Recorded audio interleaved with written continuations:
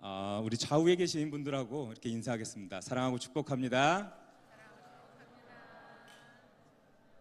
말씀 듣고 은혜 받읍시다. 네, 방금 특송을 하는 모습을 보면서 그런 그 찬양의 가사, 위대한 이야기가 시작되는 가장 작은 사건이 오병이어의 사건, 그 작은 어린아이의 작은 물고기 2마리와 보리떡 5개, 그냥 한 끼 정도의 식사, 아주 작은 것에서부터 시작해서 그 위대한 이야기가 우리의 인생 가운데, 우리 삶 가운데 드러났다는 그 찬송이 우리 청장년회가 아마 이 작은 헌신에서부터 아마 많은 것들을 시작할 것이라는 생각이 듭니다. 그러한 어떤 그 찬양과 또 그런 특송의 시간을 통해서 아마 주님께서 더 큰 은혜로 이 시간 가운데 함께하여 주실 것을 믿습니다.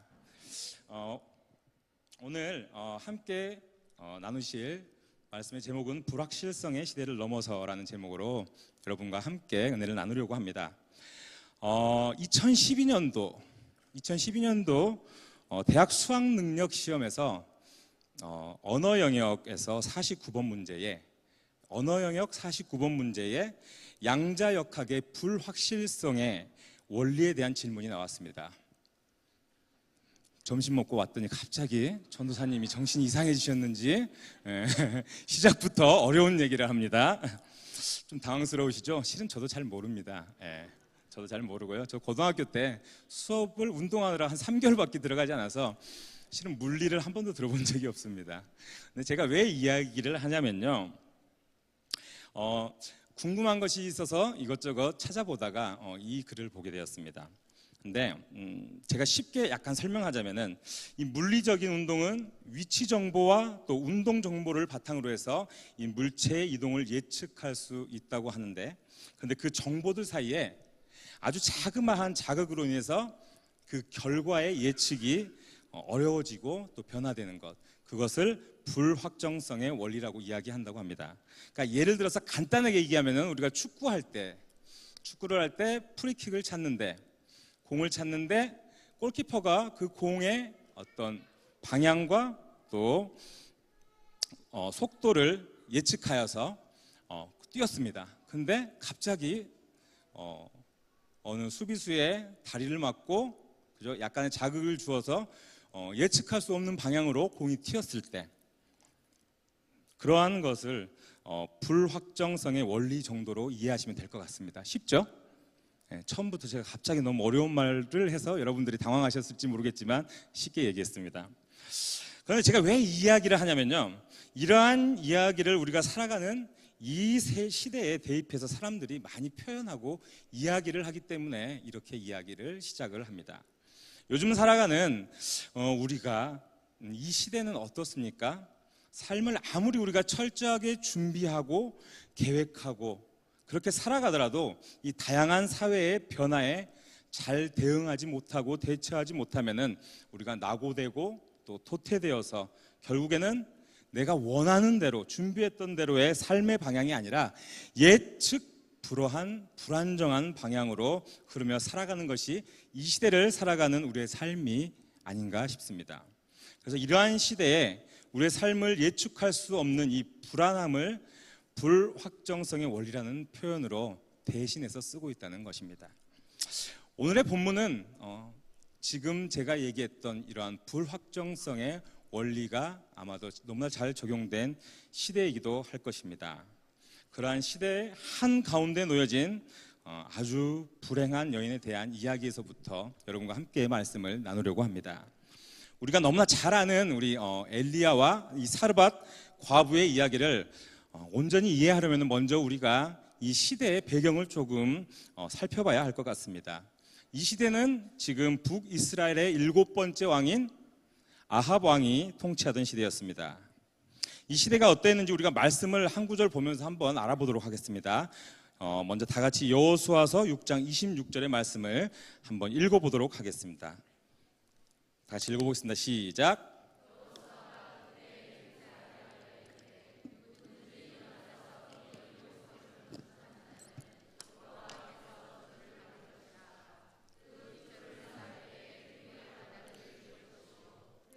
성문을 세울 때에 그의 아들 하였더라. 아멘. 자, 여호수아에 보면은 이스라엘이 여리고성을 무너뜨리고 나서 하나님께서 여호수아를 통해서 이 여리고성을 다시 쌓을 시에는 하나님께 저주를 받는다는 그 예언의 말씀을 대언하게 하십니다. 그럼 이제 다음 열왕기상 16장 34절을 한번 같이 읽어보도록 하겠습니다. 시작. 그 시대에 베델 사람 히엘이 여리고를 건축하였는데 그가 그 터를 맏아들 아비람을 잃었고 그 성문을 세울 때 막내 수굽을 잃었어.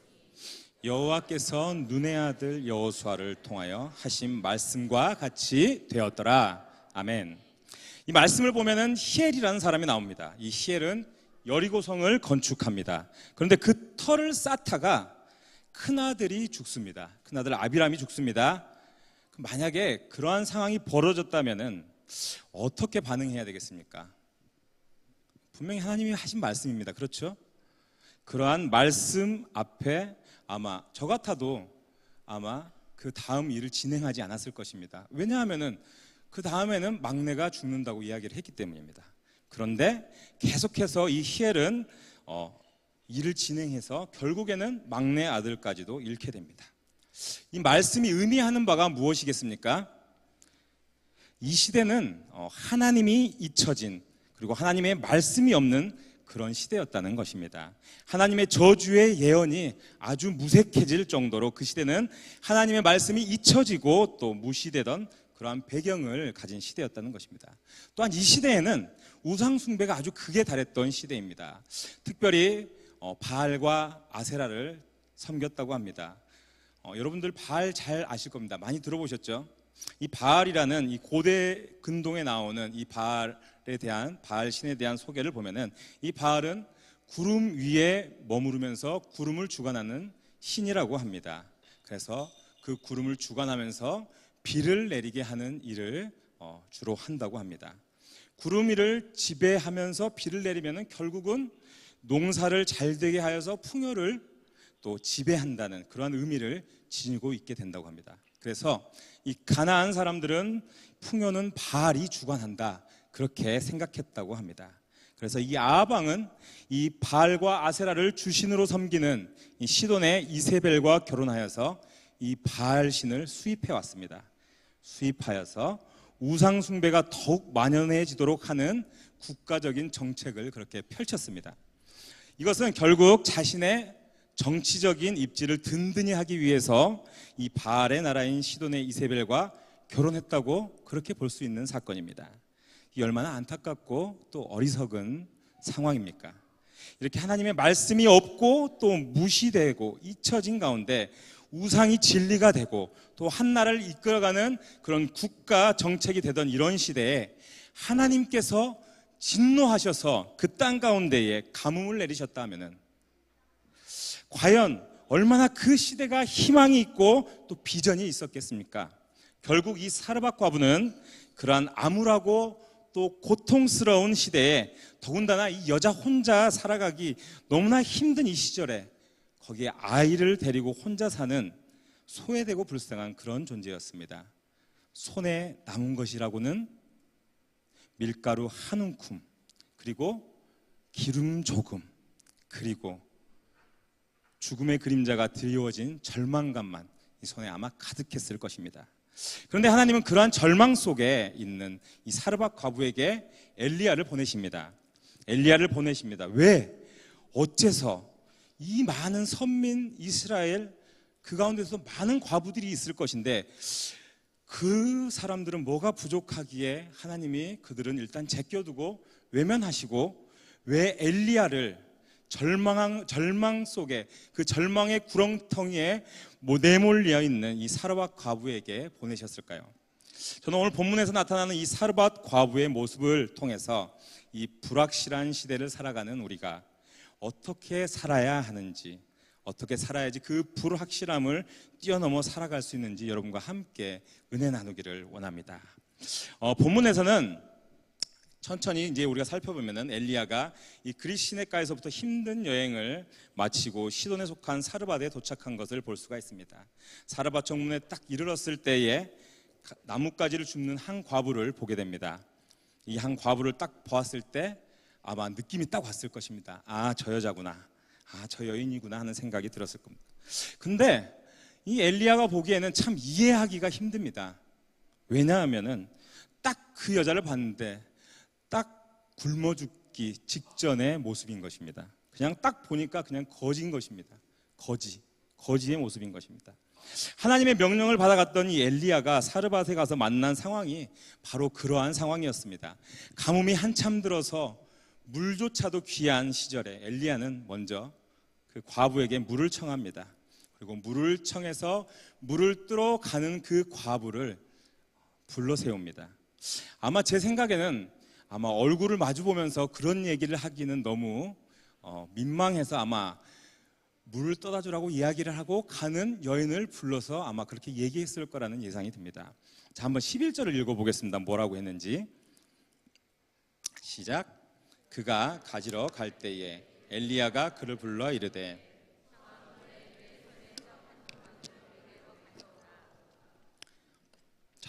떡 한 조각을 가져다 주라고 합니다. 참으로 민망한 상황입니다. 그렇죠? 그냥 한마디로 제가 표현하자면은 목회자인 제가 아주 가난한 성도님 집에 신방을 갔습니다. 신방 가서 고깃국에 밥 내놓으라고 하는 것, 그죠? 좀 당황스러우시죠? 밥 주십시오 제가 이러면은 신방 갔는데 밥 주세요 제가 이러면 얼마나 당황스럽겠습니까? 거의 그런 모습입니다. 진짜 그런 모습입니다. 그런데 이런 기가 막힌 상황에서 과부는 이렇게 대답을 합니다. 우리 한번 12절을 한번 읽어보도록 하겠습니다. 시작. 그가 이르되 당신의 하나님 여호와께서 맹세하노니 나는 떡이 없고 다만 통에 가루 한 움큼과 병에 기름 조금뿐이라. 내가 나뭇가지들을 주워다가 나와 내 아들을 위하여 음식을 만들어 먹고 그 후에 죽으리라. 아멘. 과부는 마지막 떡을 만들어 먹고 죽으려고 하는 그 절망 중에 있는 그러한 사람이었습니다. 그런데 엘리야는 이 말을 듣고 뭐라고 하였습니까? 여러분 같으면 뭐라고 말씀하시겠습니까?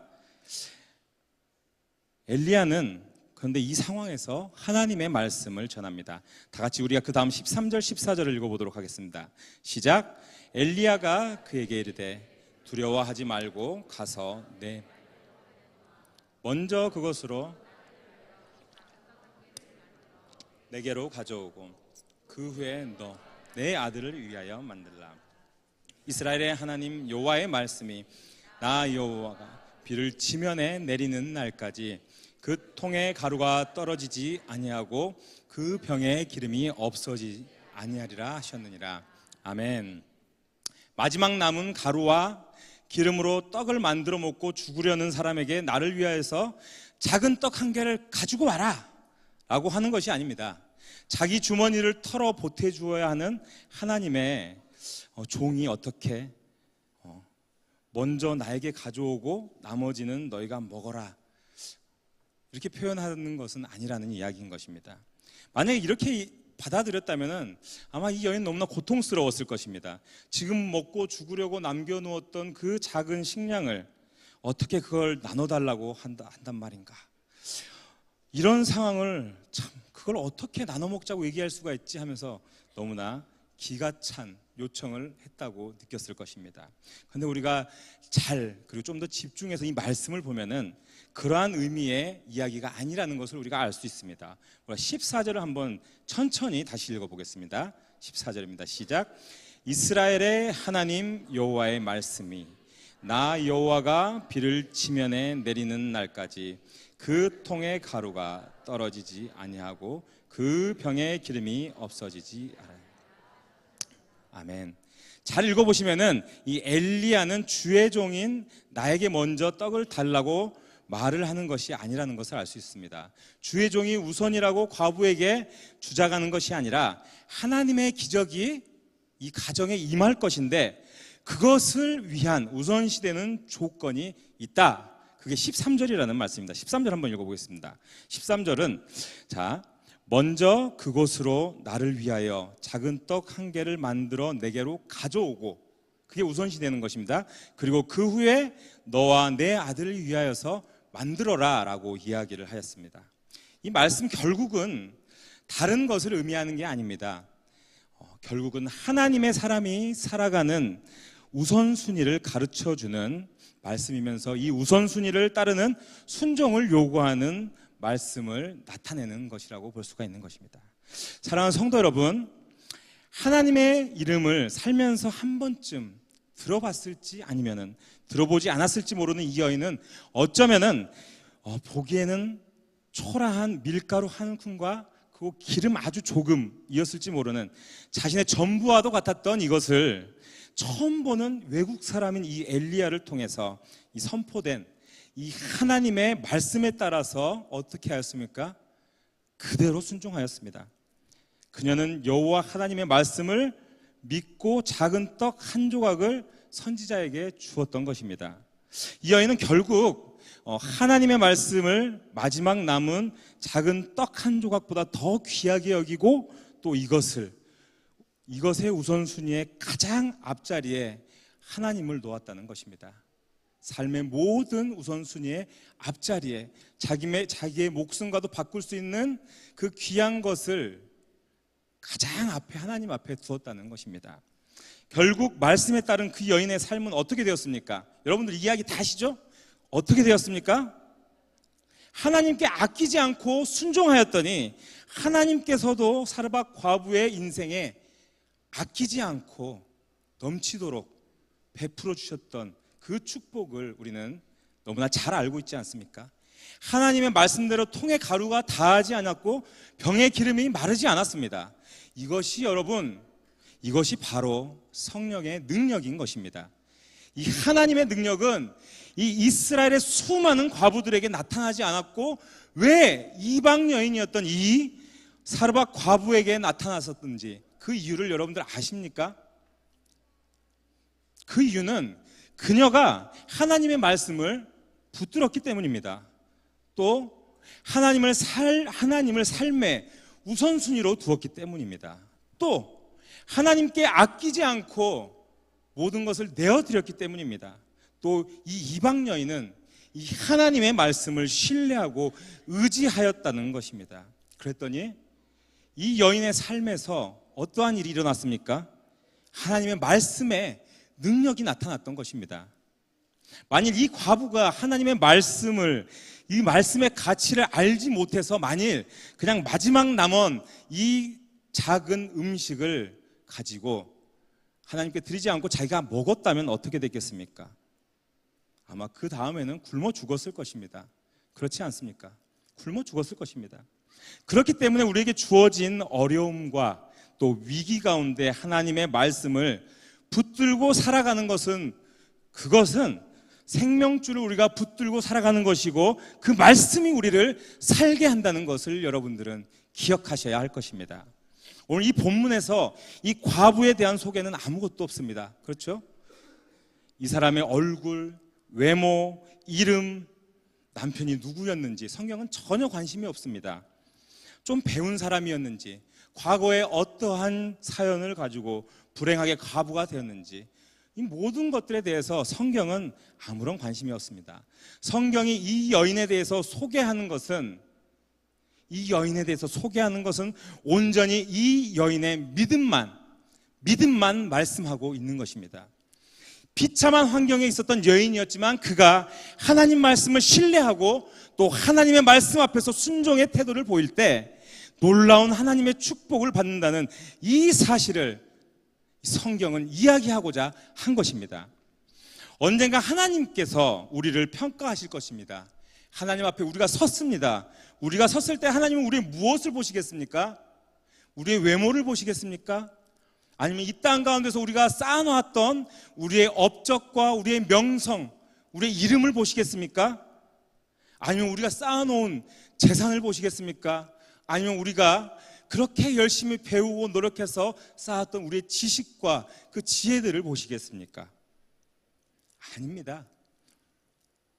여러분 바로 아셔야 됩니다. 하나님은 이런 거 전혀 보시지 않습니다. 하나님이 우리를 통해서 보고자 하시는 것은 하나님은 오직 우리가 하나님의 말씀 앞에 반드시 서서 순종한 사람이었는지 그것을 본다는 것을 여러분들은 반드시 깨달으셔야 할 것입니다. 하나님은 우리의 다른 것 안 보십니다. 우리의 그 중심 안에 있는 그 믿음, 그리고 그 믿음을 통한 그 순종을 보신다는 것을 여러분들 반드시 기억하시기를 바랍니다.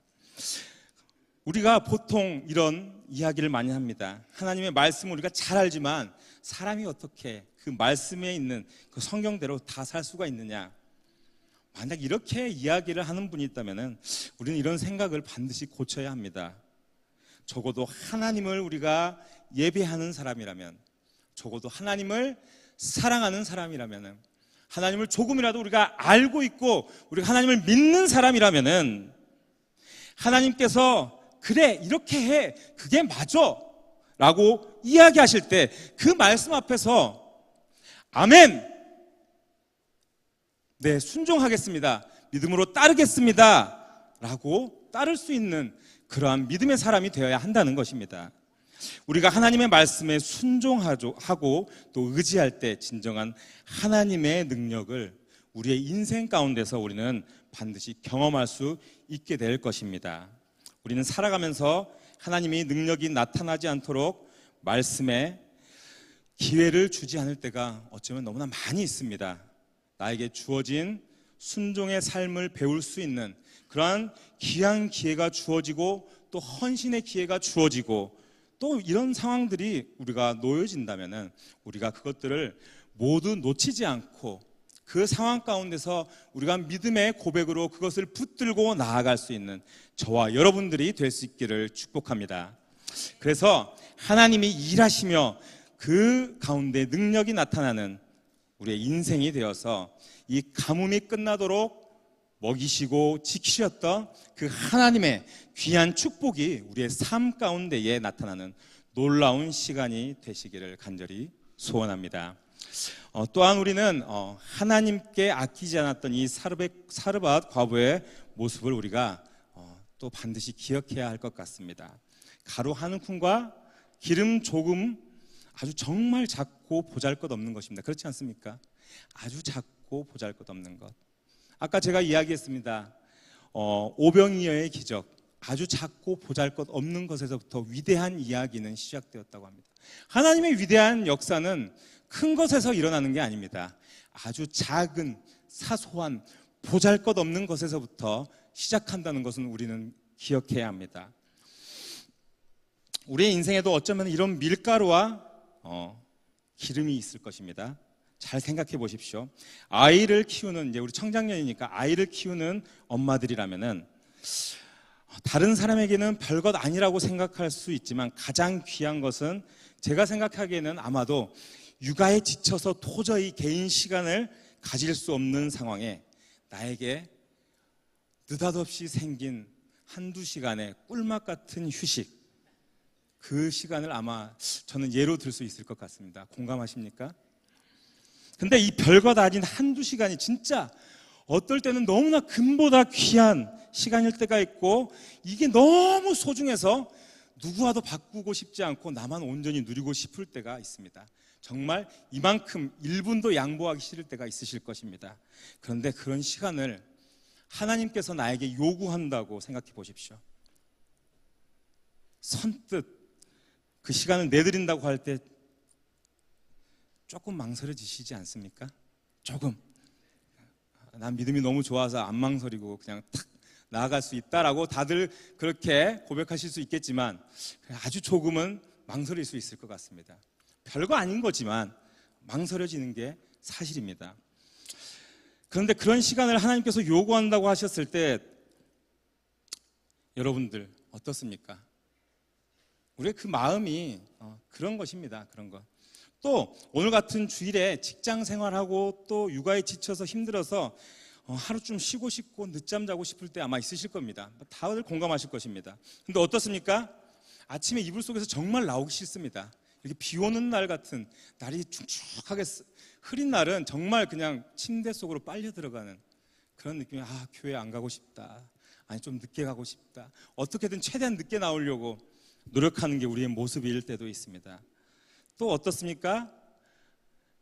요즘은 가정의 경제가 다들 어렵습니다. 옷 한 벌 마음대로 사기가 손 떨리고 먹고 싶은 외식도 실은 못하고 망설여지는 때에 때로는 하나님은 우리의 마음에 엄청난 부담감을 지어주실 때가 있습니다. 그래서 때로는 물질적인 사명을 감당하게 몰아붙이실 때가 있습니다. 너무 부담스럽고 너무 어렵고 너무 힘든데 하나님 자꾸 나에게 이런 부담을 주십니다. 많은 물질은 아니지만 나에게는 너무나 소중한 그것을 요구하신다는 것입니다. 이왕 이야기가 여기까지 나왔으니까 몇 가지 더 제가 이야기해 보겠습니다. 이곳에 계신 대부분 아마 이해하시고 아마 공감하실 건데요. 지금 아마 청장년회 분들은 이맘때가 아이들 양육하면서 부모님 모시고 또 경제적으로 어쩌면 가장 힘이 붙이고 또 경제적으로 너무나 어려운 시기에 또 육체적으로도 많은 에너지를 쏟아야 하고 너무나 힘들 때일 것입니다. 아침에 일찍 일 갔다 들어와서 밤늦게 돌아와서 밥 먹고 눕고 자면 아침에 눈 떠서 다시 출근합니다. 그냥 다람쥐 쳇바퀴 도는 인생 같습니다.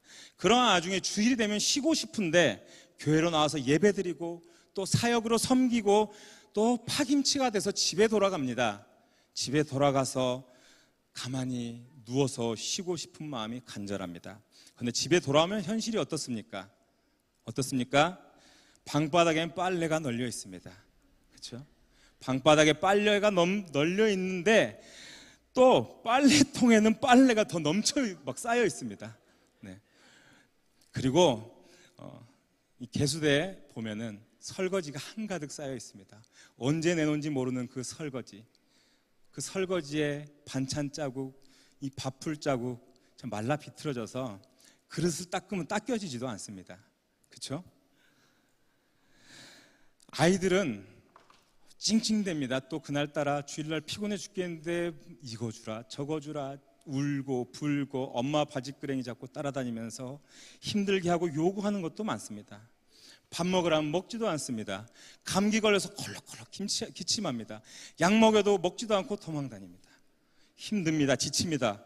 가뜩이 다 힘들고 너무 지치는데 얼마나 속상한지 진짜 어떨 때는 같이 앉아서 울고 싶을 때가 너무나 많이 있을 것입니다. 그런 상황이 한두 번이 아닐 것입니다. 그런데 어떻습니까? 그렇게 앉아 계실 수 있습니까? 앉아 계실 수 없습니다. 왜요? 엄마고 아빠이기 때문에 절대 그럴 수가 없습니다.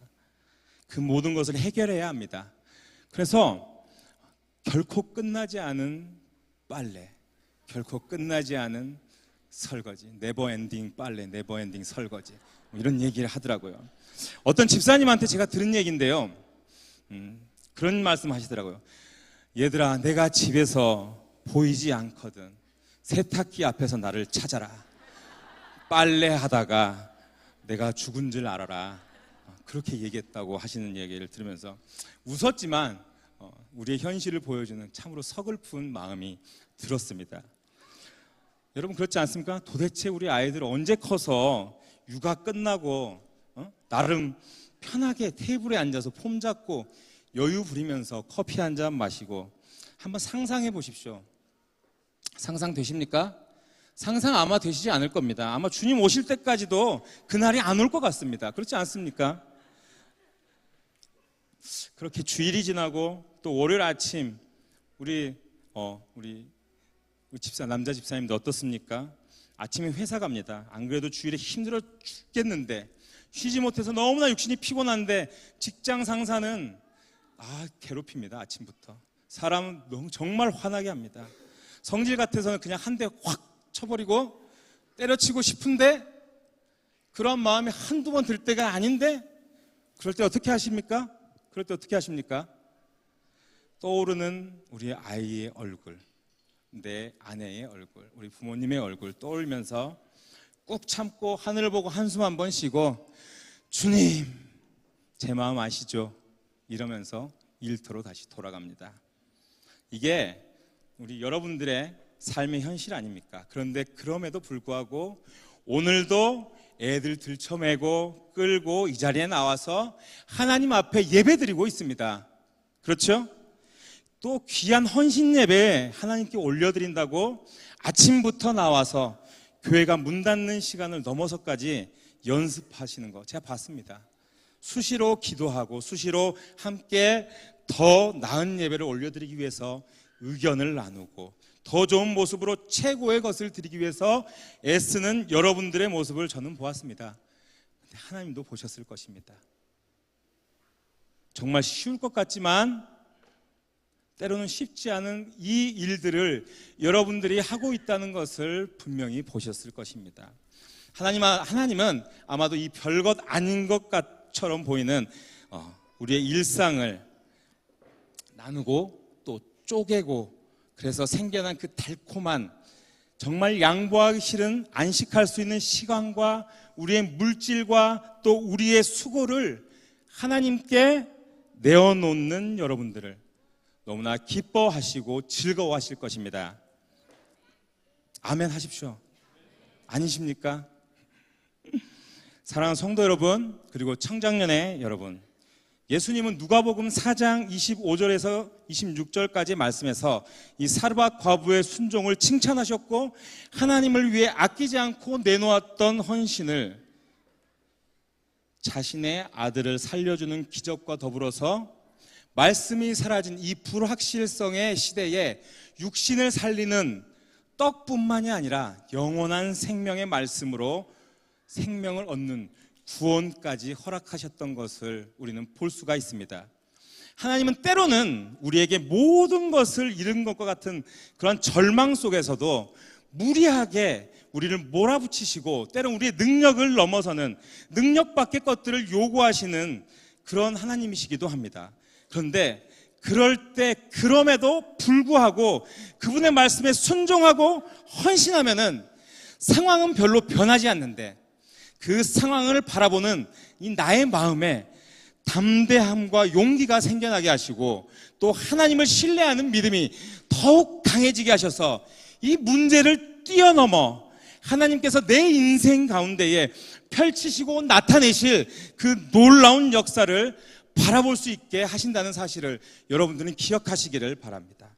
그래서 우리에게 더 큰 은혜와 축복으로 갚아주시고 또 그렇게 하심으로써 우리가 주님 안에서 더 큰 은혜를 누리며 살아갈 수 있게 하신다는 그러한 하나님이시라는 것을 여러분들 항상 기억하시고 잊지 않으시기를 바랍니다.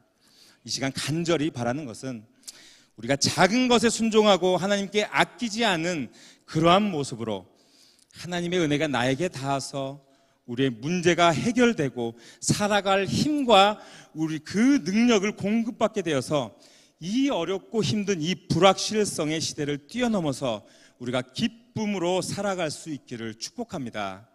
그래서 오늘 우리와 함께 나누고 보았던 이 사르밧 과부의 이 삶의 태도처럼 우리도 이 불확실성의 시대를 뛰어넘는 귀한 믿음과 순종의 모습을 우리가 나타내면서 살아갈 수 있는 여기 모든 우리 은혜드림교회 귀한 성도님들이 되실 수 있기를 간절히 소원합니다.